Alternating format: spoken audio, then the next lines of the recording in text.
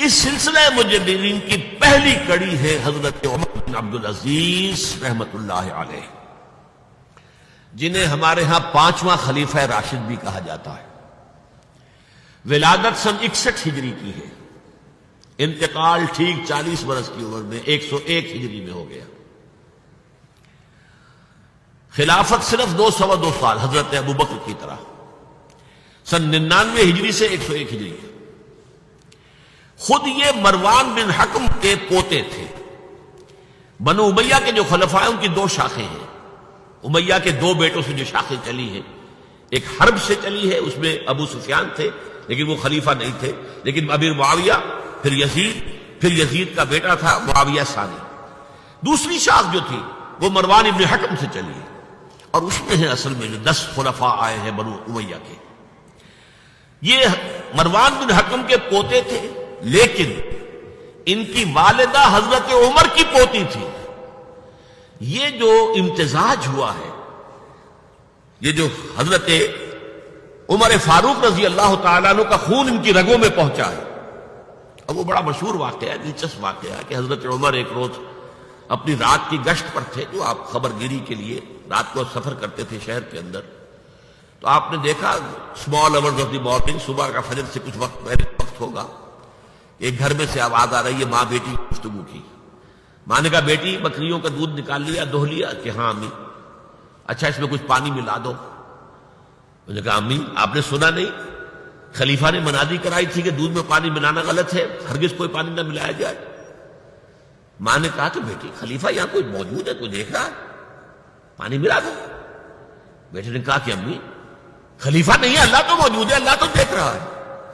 حضرت عمر نے وہ بات سن لی، اس گھر کو آپ نے تاک لیا اور جا کے اپنے بیٹے عاصم سے کہا کہ وہاں رشتہ کر لو۔ وہ ہے لڑکی پھر جس کے نسل سے یہ حضرت عمر بن عبدالعزیز یہ پیدا ہوئی۔ تو یہ در حقیقت پوتی ہے حضرت عمر فاروق کی، ان کی والدہ ام عاصم، اور یہ خود پوتے تھے مروان بن حکم کے۔ اور جو 8واں خلیفہ تھا بنو امیہ کا سلیمان، اس کی وصیت کے مطابق یہ خلافت ان کو ملی تھی۔ اب آپ ذرا یہ سوچئے، جائزہ جو ہمیں آج لینا ہے، اس وقت تک دین کے اوپر کون سے گرد و غبار آئے تھے کہ جن کو حضرت عمر بن عبدالعزیز نے صاف کیا؟ ابھی 100 برس بھی نہیں ہوئے حضور کے انتقال کو، ابھی کہ یہ 90 برس ہو گئے ہوں گے یا 80-85 برس ہو گئے۔ عقائد میں کوئی ٹیڑھ نہیں آیا، ابھی کوئی یونان کا فلسفہ نہیں آیا، ابھی کہیں کوئی منطق نہیں آئی، کچھ نہیں آئی۔ عقائد سیدھے سادہ جو عربوں کے تھے وہ ہے۔ اعمال میں بھی کوئی تبدیلی نہیں آئی، مسلمانوں کے اعمال اخلاق تقریباً وہی ہے۔ کچھ کمی ہو گئی، کچھ دنیا کی طرف زیادہ رغبت ہو گئی ہوگی، مال اور دولت دنیا سے زیادہ دلچسپی ہو گئی ہوگی، بس۔ لیکن دینی اعتبار سے کوئی فساد، کوئی خرابی کوئی نہیں تھی۔ خرابی کہاں آئی تھی؟ نظام حکومت میں خرابی آئی تھی۔ اسلامی نظام حکومت میں، اسلامی خلافت کے نظام میں کیا چیزیں ہوتی ہیں؟ نمبر 1 اللہ کی حاکمیت، کتاب و سنت کی بالادستی، ٹھیک، یہ تو یقیناً جیسے تھی ویسے ہی اب بھی تھی، لوگوں کی انفرادی زندگیوں میں اب بھی تھی۔ اور یہ کہ کم سے کم نظری طور پر حکومت کی سطح پر بھی یہ حکومت اللہ کی اور کتاب و سنت کی ٹوٹل بالادستی، اس کو تسلیم کیا جاتا تھا۔ فرق کہاں آیا؟ خلافت راستہ شورائی حکومت تھی، کہ اب جو حکومت بنو امیہ کی بن گئی، جسے حضور نے ملکن کہا ہے، ملوکیت، کو مانا انداز، ہمارا اختیار ہے، جو ہم چاہیں گے کریں گے۔ زمین و آسمان کا فرق واقع ہو گیا۔ وہاں خلیفہ کا انتخاب ہوتا تھا مشورے سے، امرہم شورا بینہم، عن مشورۃ المسلمین۔ یہاں اب خلافت ہو گئی قبائلی، بنو امیہ، بنو عباس، اور موروثی ہو گئی، باپ کے بعد بیٹا، بیٹے کے بعد پوتا۔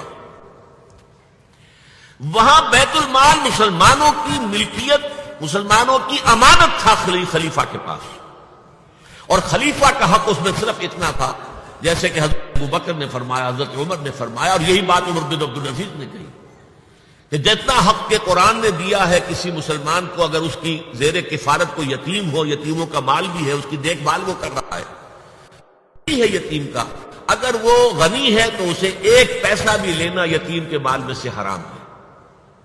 لیکن اگر وہ خود محتاج ہے تو وہ ضرورت کے مطابق اس سے لے سکتا ہے. جتنا کچھ بھی ایک یتیم کا ولی یتیم کے مال میں سے لے سکتا ہے، اس سے زیادہ خلیفہ کے لیے بیت المال جائز نہیں ہے. یہ معاملہ تھا ابو بکر صدیق کا، عمر فاروق کا، عثمان غنی کا، علی مرتضیٰ کا رضی اللہ تعالی عنہ اجمعین. لیکن اب آ کر دور بنو امیہ میں یہ جو خزانہ تھا یہ ذاتی ملکیت بن گیا، جس کی بنا پر عیش و عشرت بھی ہوئی، اور داد و دہش جس کو چاہا جو چاہا دے دیا، جس کو چاہا اشرفیاں بخش دی، جس کو چاہا جو ہے نواز دیا. انہوں نے تین ہی کام کیے. نمبر ایک، ان کو خلافت ملی تھی اصل میں سلیمان جو ان سے پہلے خلیفہ تھے ان کی وصیت کی بنیاد پر، لیکن یہ احتیاط کر لی گئی تھی کہ اگر کہیں یہ وصیت پہلے لوگوں کے علم میں آ گئی تو شاید لوگ بغاوت کریں اور حضرت عمر بن عبدالعزیز کو گوارا نہ کریں. لیکن یہ کہ انہوں نے یہ کیا جو اس وقت کے ذمہ دار لوگ تھے کہ پہلے وصیت پر بیعت لے دی گئی کہ یہ وصیت ہم تسلیم کریں گے. ابھی سلیمان کے انتقال کی خبر بھی نہیں دی گئی، اسے بھی چھپا کر رکھا ہوا تھا. اس کے بعد وصیت کھولی گئی اور حضرت عمر بن عبدالعزیز کیا کہ سلیمان کا انتقال ہو گیا، تب لوگوں نے بیعت کر لی، کیونکہ بیعت تو کر چکے تھے، وصیت کی بیعت کر چکے تھے. اس وصیت سے عمر بن عبدالعزیز برآمد ہو گئے تو وہ بیعت خود بخود ہو گئی. لیکن انہوں نے جا کے اعلان کیا مجمع عام میں، لوگوں مجھ پر یہ خلافت کی ذمہ داری ڈال دی گئی ہے بغیر مجھ سے پوچھے، بغیر میرے مشورے کے، بغیر میری خواہش کے. لیکن میں آپ کی گردنوں میں سے اپنی خلافت کے دادے کو اتار کر پھینک دیتا ہوں. آپ جسے چاہیں اپنی آزاد مرضی سے مشورے سے خلیفہ بنا دیں. یہ پہلی اصلاح تھی. موروثیت ختم، نامزدگی ختم. اب اگر چاہتے ہیں آپ، اگر لوگوں کی رائے ہے ان کا مشورہ تو ٹھیک ہے. سب نے کہا بیک زبان ہم آپ پر راضی ہیں، ہم آپ ہی کو خلیفہ بنانا چاہتے ہیں. پہلی اصلاح یہ ہوگی. دوسرا کام یہ کیا، جتنی جاگیروں کے ڈاکومنٹس تھے، دستاویزات، وہ سب طلب کیے. خود اپنے گھر سے اپنی بیوی کے سارے زیورات، عبد الملک بن مروان بیٹی تک زیورات بیت المال میں. اپنی جاگیر سب سے پہلے اپنی جاگیر کو ختم کیا. زمانے میں شریڈر تو تھے نہیں، مشین تو تھی نہیں. مسجد میں بیٹھے ہوئے تھے حضرت عمر بن عبدالعزیز اور وہ ایک ایک وصی کاٹایا جاتا تھا اور وہ قینچی سے کاٹ کاٹ کے پھینک رہے تھے. بڑا طوفان مچ گیا بنو امیہ کے لوگوں کے اندر. کیا ہو رہا ہے؟ ایک وفد بھی آئے کہ دیکھیے آپ اپنے سے پہلے لوگ جو کچھ انہوں نے کیا تھا، آپ اب جو چاہیں آپ کریں، پہلے جن لوگوں نے جو کیا ہے اس کی نفی تو نہ کیجیے. حضرت عمر بن عبدالعزیز پوچھتے ہیں دیکھو اگر تمہارے پاس ایک فرمان ہو امیر معاویہ کا اور ایک ہو ان کے بعد کسی پانچویں پشت کے اندر آنے والے کا، تو کس فرمان کو زیادہ اہمیت ہوگی؟ امیر معاویہ کے فرمان کی زیادہ اہمیت ہوگی. تو فرمایا پھر میرے پاس فرمان جو ہے وہ امیر معاویہ سے بھی بہت پہلے کا ہے. میرے پاس اللہ کی کتاب ہے، قرآن ہے، میں اس کی منہ سے طے کر رہا ہوں. لہذا ہو جائے کموٹ میں، کوئی ناراض ہوتا تو ہو. ساری جاگیریں ختم کر دی. نمبر 3 واقعہ یہ ہے کہ خود اپنی زندگی میں جو اسرت اور جو تنگ دستی اور جو سادگی اختیار کی ہے، میں سمجھتا ہوں غالباً اس میں وہ حضرت ابو بکر حضرت عمر کو بھی مات دے گئے ہیں رضی اللہ تعالیٰ. حالانکہ بڑے ہی ایک تو حسین جمیل انسان تھے، خوش شکل، خوش لباس، شہزادے تھے، گورنر بھی رہے تھے. پھر ان کے والد جو ہے طویل اور مصر کے گورنر تھے، وہاں پرورش ہوئی تھی گورنر کے بیٹے کی حیثیت سے. اعلیٰ لباس پہنتے تھے، خوشبو کے اندر اس طریقے سے بسا ہوا کہ جہاں سے گزر گئے ہیں پورا راستہ معطر ہو جاتا تھا. لیکن اب اچانک جو آیا ہے، جیسے بیعت ہوئی ہے خلافت کی، ان کی اہلیہ کہتی ہیں، حضرت فاطمہ ان کا نام تھا، کہ آ کر بیٹھ کر اور مسلے پر رونا شروع کر دیا. میں نے پوچھا کیوں، کیا ہوا؟ یہ جو بوجھ مجھ پر آن پڑا، یہ ذمہ داری. رونا شروع کیا. اور اس کے بعد واقعہ یہ ہے کہ انہوں نے ذاتی زندگی میں کپڑا صرف ایک جوڑا، 2 بھی نہیں، جمعے کے لیے بھی اس کے دھوپ سوکھنے کے لیے انتظار کرنا پڑتا تھا، تب جا کر پہن کے اس کو جمعے میں جاتے تھے. ایک دفعہ آئے ہیں بچیوں سے گفتگو کر رہے تھے تو بچیوں کو دیکھا، عجیب حال ہے کہ وہ جو بھی بات کرتی ہیں پھر اپنے منہ پر ہاتھ بھی رکھتی. پوچھا کیا سبب ہے؟ کہنے لگی آج ہم نے صرف پیاز سے روٹی کھائی ہے، ہمارے منہ سے بدبو آ رہی ہوگی، ہم نہیں چاہتے کہ آپ کو اس بدبو سے تکلیف پہنچے۔ حضرت عمر رونے لگے، لیکن کہا انہوں نے کہ میری بیٹیوں، کیا تم یہ پسند کرو گی کہ تمہیں دنیا کی نعمتیں ملے اور عیش ہو اور تمہارا باپ جہنم میں جائے؟ ان بچیوں نے بھی رونا شروع کر دیا۔ سارے زیورات ختم، اپنی جاگیر ختم۔ وہ آپ کو پتہ ہی ہوں گے کہ اگر چراغ بھی ہے رات کو، سرکاری کام کر رہے ہیں تو وہ جو بیت المال کے تیل سے جو جلنے والا چراغ ہے وہ روشن ہے۔ خادم نے آ کر کو گھریلو بات کرنی چاہیے تو چراغ گل کر دو پھر بات کرو۔